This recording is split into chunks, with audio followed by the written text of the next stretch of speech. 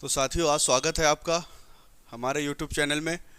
और जैसा कि एक इंटरव्यू पिछला हुआ था, उसमें हमने आपको बताया था संस्कृत की क्लासेस लेके आएंगे, तो आज हम पहली क्लास लेके आपके सामने उपस्थित हुए हैं। पहली क्लास में आपको सबसे निचले स्तर से हम चलेंगे। निचले स्तर का मतलब आपको बहुत कोशिश मेरी यही रहेगी, आपको संस्कृत इतनी सरल तरीके से मैं बताऊं कि आपको संस्कृत, एक जो डर बैठा हुआ है संस्कृत बहुत टफ है, कठिन है, उस चीज़ से हम बाहर निकलें। तो सबसे पहले देखिए, हम बात करते हैं किसी भी भाषा की। भाषा क्या है? भाषा कोई भी भाषा हुई, अंग्रेजी ले लो, उर्दू ले लो, संस्कृत ले लो। सबसे पहले आप भाषा अगर कोई भी सीखते हैं तो उसकी सीख जो है वर्णमाला से या अक्षरों से उसके स्टार्ट होती है। क्योंकि उसका देखिए, हर भाषा का अपना अपना एक संकेत चिन्ह होता है। हर भाषा ने अपने प्रतीक दे रखे हैं। उन प्रतीकों से ही भाषा का निर्माण होता है। जिन प्रतीकों को हम अच्छे से समझते हैं वो भाषाएं हमारे समझ में आ जाती हैं। जिन प्रतीकों को हम समझ नहीं पाते हैं वो भाषाएं हमारे सर के ऊपर से गुजर जाती हैं। जैसे तमिल है, मलयालम है, अगर इन्हें हम ले लें तो हमें इनके प्रतीक नहीं समझ में आएंगे, तो जाहिर सी बात है ऊपर से निकल जाएगी। तो सबसे पहले हम बात करते हैं संस्कृत की वर्णमाला या प्रतीक इसके, ठीक है। तो संस्कृत भाषा में सबसे पहले हम वर्णमाला लेके चलते हैं। संस्कृत की वर्णमाला आपने पढ़ी है? शायद पढ़ी तो सबने है, लेकिन आप कहेंगे वर्णमाला भी संस्कृत में होती है। तो संस्कृत में भी वर्णमाला होती है। इस वर्णमाला को हम वर्ण साममनाय भी कहते हैं। इसके अलावा इन्हें माहेश्वर सूत्र, अब देखिए आप सबको पता होगा माहेश्वर सूत्र, सबने नाम सुन रखा होगा। माहेश्वर सूत्र यही संस्कृत की वर्णमाला है। संस्कृत में जो माहेश्वर सूत्र हैं वही संस्कृत की वर्णमाला कहलाती है। माहेश्वर सूत्रों की संख्या सबको पता होगी, नहीं पता है तो एक बार सुन लीजिए। इनकी संख्या होती है 14। कितनी होती है? 14। तो सबसे पहले हम 14 माहेश्वर सूत्र लिखेंगे, उसके बाद उनके बारे में आगे आपको बताएंगे हम कि कैसे क्या होता है। देखिए, सबसे पहला आ ई ओ अण, दूसरा ऋर लृ क, तीसरा ए ओंग, चौथा ए औच, पांचवा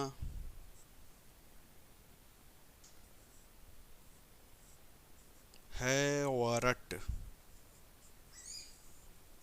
छठा लड़। सातवें पे आते हैं हम। सातवां आपका आएगा यमंगणनम,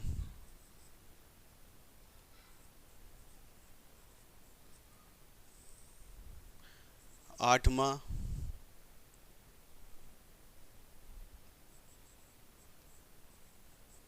झभें, नौमा घड़धस,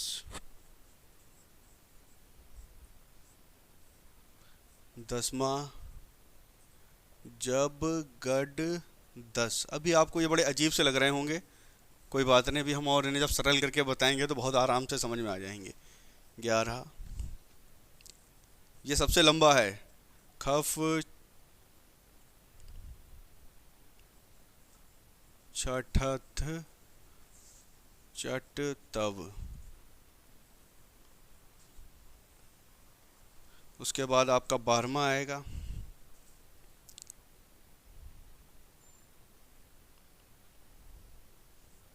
का पा या। 13वां आपका आएगा सा सा सा र। और 14वां आपका आ जाएगा हल, ह और ला। अब देखिए, ये आपके 14 माहेश्वर सूत्र हो गए। अब हम इन्हें अलग अलग करेंगे। देखिए, अब मेन क्या है, देखिए इसके सबके सूत्रों के लास्ट वाला जो है वो आपका हलंत वाला है, जिसे हम इत संज्ञक बोलते हैं। अब इत संज्ञक वर्ण का लोप हो जाता है सूत्र बताएं हम तो उससे कोई फ़ायदा नहीं, हालांकि बता दे रहे हैं। देखिए हलंत्यम से इनकी इत संज्ञा होगी, तस्य लोप से लोप हो जाएगा। तो इतना आपको सब कुछ समझने की जरूरत नहीं किससे लोप हो रहा है किससे हलंत। सीधे आपको बस एक चीज़ याद रखना, आपको हलंत वाला जो है वो काउंट नहीं करना है। वर्णमाला में हलंत वाला आपको काउंट नहीं करना है, इसका लोप मान लेना है। लोप का मतलब गायब, इसे हमें गायब कर देना है। कर दिया हमने सब गायब। अब यहाँ से देखिए क्या बचा हमारा, आ ई ऊ, वर्णमाला स्टार्ट हो चुकी है। यहाँ से क्या आया आपका निकल के, रेर और लेर, दो वर्ण यहाँ से निकले। यहाँ से कितने निकले, दो ही यहाँ से निकलेंगे, ए ओ। यहाँ से कौन कौन से निकलेंगे, ए ओ। देखिए यही तो है, ए ओ। यहाँ से देखिए हा या वा और रा, और यहाँ से आपका निकलेगा केवल ला, क्योंकि ला अणा है, अणा का लोप हो चुका है तो केवल ला बचा। ठीक है, इसके बाद यहाँ आ जाइए, या मा वा णा और ना, ये 5 वर्ण यहाँ से निकले। यहाँ से देखेंगे क्या निकलेगा, झा भा, और इसका तो लोप हो ही चुका है। यहाँ से देखिए घा ढा और धा। हर सूत्र से हम वर्ण निकाल ले रहे हैं, उसके बाद इन वर्णमाला को हम दूसरे तरीके से भी आपको बताएंगे, पहले ये समझ लीजिए। यहाँ से निकलेगा आपका जा बा गा डा दा, यहाँ से भी 5 निकले। यहाँ से देखिए आपका निकलेगा खा फा छा ठा था, और आपका चा टा ता, 5 ये निकले। इन्हें और इन्हें अलग करने का एक कारण है जो हम अभी थोड़ी देर में बताएंगे। यहाँ से देखिए आपका क्या निकलेगा, का और पा। यहाँ से आपके निकलेंगे शा सा और सा, ये आपका निकलेगा हाँ। अब आ जाइए हिंदी वर्णमाला पे। हिंदी वर्णमाला में आपने सब कुछ पढ़ रखा है। तो देखिए आ ई ऊ रेर लेर, ये आपके क्या होते हैं, ह्रस्व स्वर। क्या होते हैं, ह्रस्व स्वर। ए ओ ए ओ, ये क्या होते हैं, दीर्घ स्वर।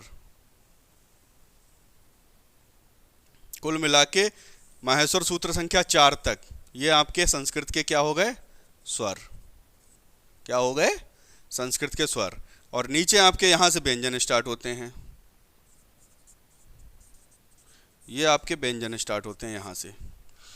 तो हा को हम यहाँ काउंट नहीं करते हैं, ये केवल माहेश्वर सूत्रों को बनाने के लिए हा का प्रयोग किया गया है, इसके अलावा इस हा का कोई भी प्रयोग नहीं है। तो हा को यहाँ से हमने बिल्कुल छोड़ दिया, इसे हम यहाँ काउंट नहीं करेंगे। आपके पास क्या बचा, या वा रा और ला। ये आपके देखिए ये दोनों क्या हो गए आपके, ये हो गए अंतःस्थ। अंतःस्थ, इन्हें अंतःस्थ कहते हैं, या इन्हें दूसरा अर्ध स्वर भी कहा जाता है, अर्ध स्वर। अब बात करते हैं हिंदी। हिंदी में या और वा को ही अर्ध स्वर कहा जाता है, जबकि संस्कृत में आपका या वा रा और ला ये चारों ही अर्ध स्वर माने जाते हैं। संस्कृत में चार के चारों अर्ध स्वर माने जाते हैं, इन्हीं को अंतःस्थ कहते हैं। हिंदी में आपके या और वा ये दोनों जो हैं ये 2 अर्ध स्वर माने जाते हैं। हिंदी में रा और ला को अर्ध स्वर ना मान के केवल व्यंजन के रूप में गिना जाता है, जबकि यहाँ इन्हें 4 के चारों अर्ध स्वर हैं, या वा रा और ला ये चारों ही संस्कृत में अर्ध स्वर माने जाते हैं। अब हम यहाँ पहुँचते हैं, बात करते हैं, दिख तो रहा ही होगा। यहाँ देखिए या मा वा णा ना, ये आपके अनुनासिक होते हैं, अनुनासिक, या इन्हें कहेंगे वर्गों के 5वें अक्षर। आप देख लीजिए हिंदी वर्णमाला में वर्गों के 5वें अक्षर होते हैं, ये 5वें अक्षर। दूसरा अब देखिए ये झा भा घा ढा धा, यहां अगर देखें तो ये हो जाएंगे वर्गों के 4थे अक्षर,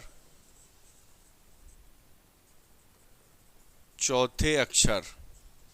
वर्गों के 5वें अक्षर अनुनासिक कहलाते हैं। ये हिंदी में भी है, संस्कृत में भी है। निकला सब कुछ संस्कृत। देखिए हिंदी जो है भाषा संस्कृत से ही इसकी उत्पत्ति मानी जाती है। हिंदी की जननी जो है वो संस्कृत को कहा जाता है, इसलिए हिंदी और संस्कृत में समानता ही समानता है। हालांकि हिंदी में कुछ चीज़ें आके चेंज हो जाती हैं, लेकिन वर्णमाला वहीं से पूरी निकली है। हिंदी में कुछ स्वर बढ़ा देते हैं, हम वही बताएंगे कौन, जब हिंदी की क्लास लेंगे तो बताएंगे कौन कौन से स्वर बढ़ाते हैं, कौन कौन से और क्यों बढ़ते हैं, ये भी सब चीज़ें बताएंगे हम। ठीक है, अभी तो फिलहाल संस्कृत की चल रही है तो संस्कृत में बता रहे हैं हम आपको। ये आपके वर्गों के चौथे अक्षर हो गए, जा बा गा डा दा, ये आपके हो गए वर्गों के तीसरे अक्षर, वर्गों के तीसरे। अब बात करते हैं यहां, इसमें देखिए हमने कहा था इन्हें हम अलग लिख लेंगे और इन्हें अलग लिख लेंगे। उसका कारण यही था, देखिए खा फा छा ठा था, ये होते हैं आपके वर्गों के दूसरे अक्षर। आप हिंदी की वर्णमाला उठा के देख लेना, कुछ भी इसमें गलत नहीं, सब ऐसे ही है। उसके बाद देखिए अब चा टा ता, ये जो है हालांकि ये सूत्र जो है 11वें सूत्र में है, लेकिन इस चा टा ता से 3 और 2 आपके अगले वाले कपय से निकाल के ये हो गया वर्गों के पहले अक्षर, वर्गों के पहले अक्षर। उसके बाद देखिए सा सा सा, अब हमने बताया हा को यहां काउंट ना करके हा को हम यहां काउंट करेंगे। क्यों? क्योंकि सा सा सा और हा ये सब मिलके आपके हो जाते हैं ऊष्म व्यंजन।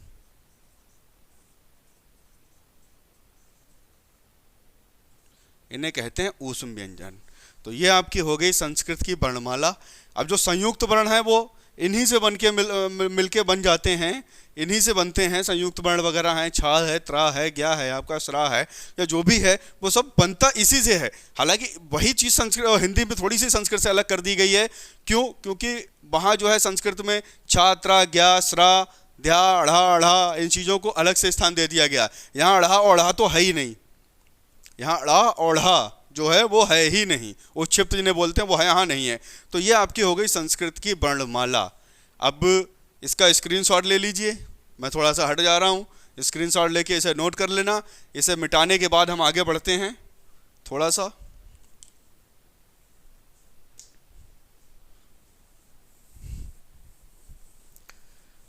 अब हम आपको बताएंगे बहुत इसका याद करने का सरल तरीका। माहेश्वर सूत्रों को याद करने का बहुत बहुत सरल सा तरीका।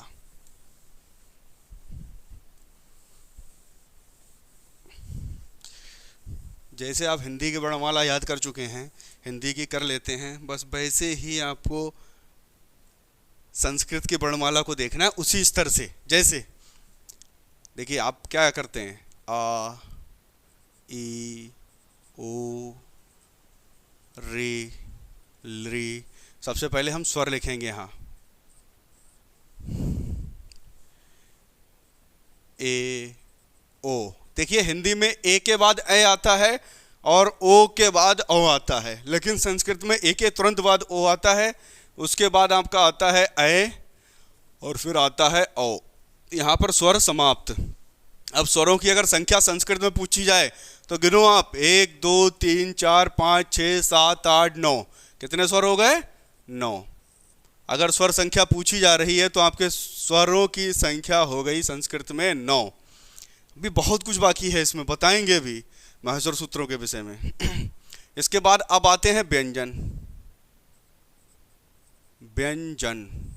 व्यंजनों की भी संख्या बताएंगे, लेकिन सबसे पहले हम लिख ले रहे हैं व्यंजन कैसे आएंगे।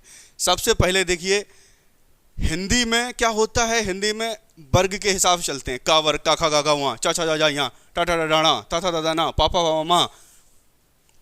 और उसके बाद आपका यार अंतस्थ आ जाते हैं, यार अलावा सा सा सा सा हा, छात्रा क्या, इस तरह से आते हैं। यहाँ सबसे पहले आपके आएंगे अंतस्थ।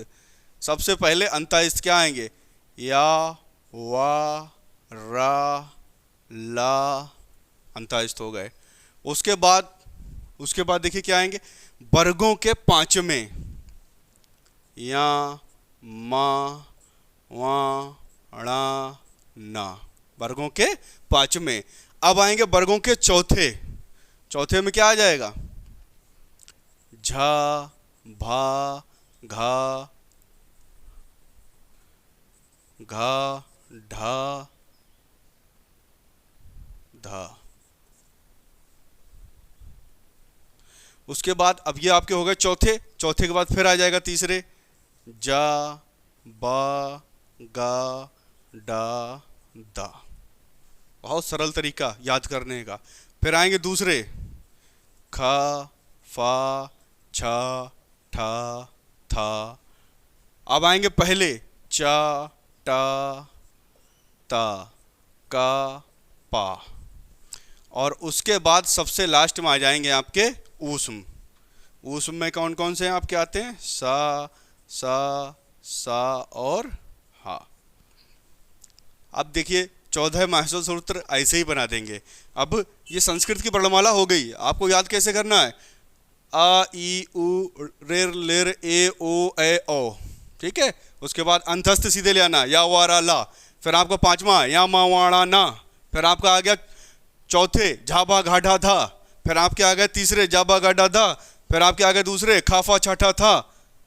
फिर उसके बाद आ गए आपके पहले चाटा तका पा। और उसके बाद आ गए उस्म सा हा। गिन लो इन्हें कितने, 1 2 3 4 5 6 7 8 9 10 11 12 13 14 15 16 17 18 19 20 21 22 23 24 25 26 27 28 29 30 31 32 33। कितने हो गए, हम यहाँ लिख देंगे 33, ठीक है। अब आपके स्वर कितने थे, 9। व्यंजन कितने हैं, 33 यानी 33। दोनों को जोड़ दो तो आपके हो जाएंगे 42। तो आपके कुल वर्ण, क्वेश्चन पूछा जाएगा अगर इस तरह से पूछा जाता है कि संस्कृत में स्वरों की संख्या कितनी है, तो 9।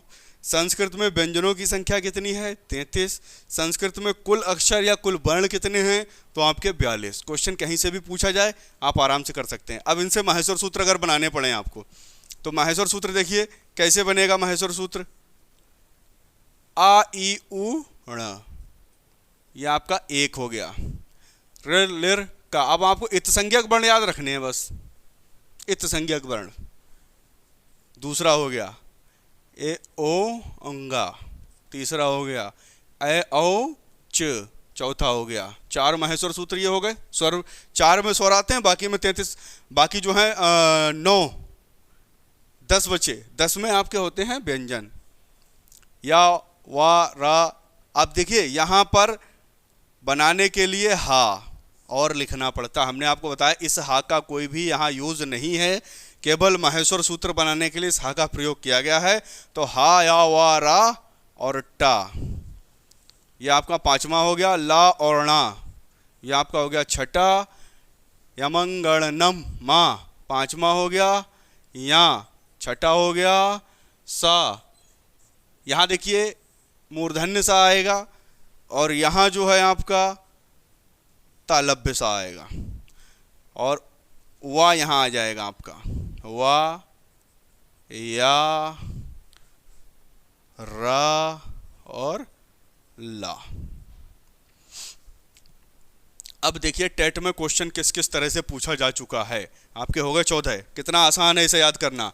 अगर आप इसे मिला के देखेंगे तो बहुत कठिन है। और अगर आप थोड़ा सा आ ई उ अणा, रिर लिर क, ए ओ अंगा, ए ओ च, या हा या वा रा ट, ला ण, या मा वाणा ना मा, झाभा घाढा झाभा या घाढा धा सा। उसके बाद आपका जाबा गाडा दा सा, खाफा छाटा था चाटाता का, चाटाता वा कापा या, और आपका सा रा और हा और ला हल। ये आपके हो गए आपके 33 व्यंजन कह लीजिए। अब देखिए तो कुल वर्ण इसमें जो होते हैं, अगर माहेश्वर सूत्र में अगर देखा जाए, यहाँ आपके व्यंजन वाले माहेश्वर सूत्रों में कुल वर्ण 33 की जगह 34 होते हैं, क्योंकि हाँ आपका 2 बार आता है।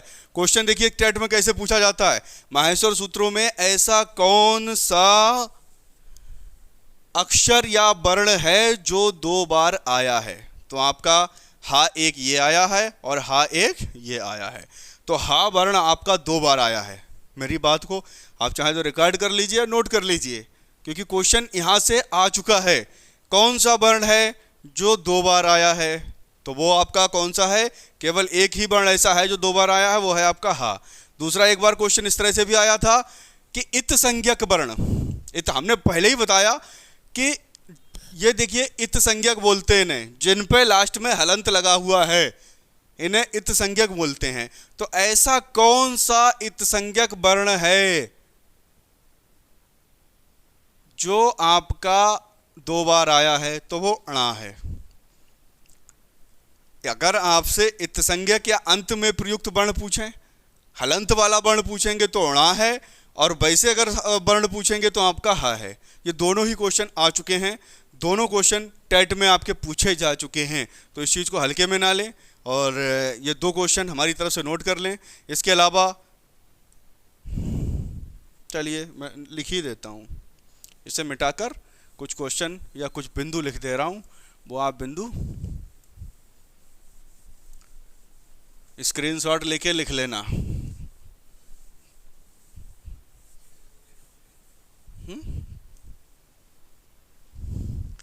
देखिए, चूंकि भाषा का आप पढ़ रहे हैं, भाषा का अध्ययन कर रहे हैं, इसलिए कुछ लिखना तो पड़ेगा ही। और कापी पेन लेके ही बैठना, जब भी मेरी क्लास लें, आप जब भी हमारी क्लास अटेंड करें आप कापी पेन लेके बैठें।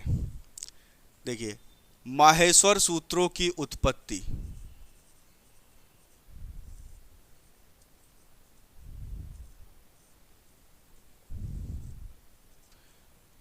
उत्पत्ति भगवान शिव के डमरू से मानी जाती है। अब आप कहेंगे डमरू से कैसे हो गई? तो भगवान शिव डमरू बजाते गए और पाणिनि मुनि को वो प्राप्त हुए। उन डमरू की जो भी ध्वनियाँ निकलती गई, उस ध्वनियों के अनुसार उन्होंने पूरे माहेश्वर सूत्रों का निर्माण कर दिया। दूसरा बिंदु लिखिए, माहेश्वर सूत्र भगवान महेश। अब जो संस्कृत पढ़े हुए हैं, पढ़ रहे हैं, उन्हें पता है भगवान महेश किसे कहते हैं? शिव जी को कहते हैं। माहेश्वर सूत्र भगवान महेश की कृपा से पाणिनि मुनि को प्राप्त हुए।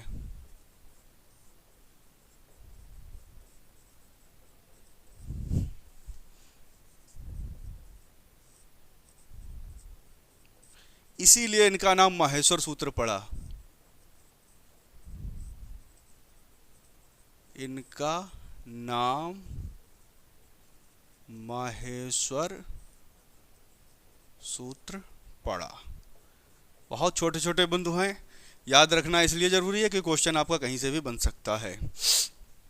अगला देखिए, माहेश्वर सूत्रों की संख्या कम से कम 4 से 5 बार टेट परीक्षा में पूछा जा चुका है। ये जूनियर से लेके प्राइमरी तक यही क्वेश्चन 4 से 5 बार पूछा जा चुका है। माहेश्वर सूत्रों की संख्या 14 है। क्वेश्चन बहुत सरल है, याद रखना भी बहुत सरल है। और इस क्वेश्चन ये हर लगभग आप ये मान के चलें, लगभग हर तीसरे साल, यानी 1 साल गैप लेके हर तीसरे साल ये रिपीट हो जाता है क्वेश्चन। एक परीक्षा में गैप होगा, अगली परीक्षा में फिर पूछ लेंगे माहेश्वर सूत्रों की संख्या कितनी है। तो माहेश्वर सूत्रों की संख्या बहुत सरल है, 14 है। अगला बिंदु,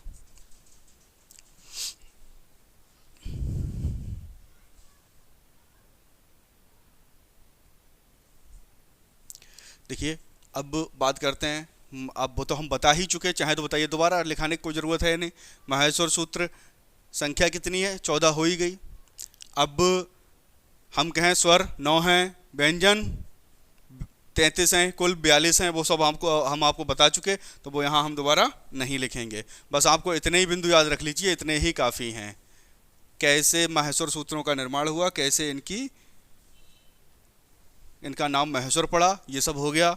और माहेश्वर सूत्रों की संख्या कितनी है? हाँ, कुछ 1-2 बिंदु और बचे हैं, वो लिख दे रहे हैं हम, जैसे हमने अभी आपको बताया था, लिख दे रहे हैं।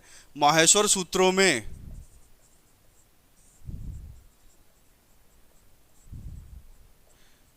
हा वर्ण दो बार प्रयुक्त हुआ है। क्वेश्चन कई बार आ चुका है ये, इसीलिए हम आपको बता रहे हैं। माहेश्वर सूत्रों में इत संज्ञक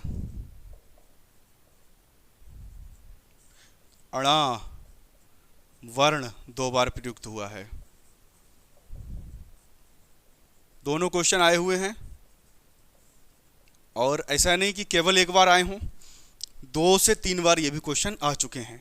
हमने आपको बताया था माहेश्वर सूत्रों में कौन सा वर्ण, कौन सा इत संज्ञक वर्ण दो बार प्रयुक्त हुआ है, तो अणा। कौन सा वर्ण दो बार प्रयुक्त हुआ है, तो हा। चाहे कौन सा व्यंजन दो बार प्रयुक्त हुआ है, तब हा। देखिए, चाहे आपसे क्वेश्चन कैसे भी पूछ लें, चाहे आपसे पूछा माहेश्वर सूत्र में कौन सा वर्ण दो बार प्रयुक्त हुआ है, तब भी वो हा रहेगा। कौन सा व्यंजन दो बार आया है, तब भी आपका हा रहेगा। कौन सा इत संज्ञक वर्ण आपका आया है दो बार, वो आपका अणा ही रहेगा। तो ये आप इसका स्क्रीनशॉट ले लीजिए और इन्हें अपने कॉपी पर अच्छे से नोट कर लेना। बाकी अब आगे बढ़ते हैं हम।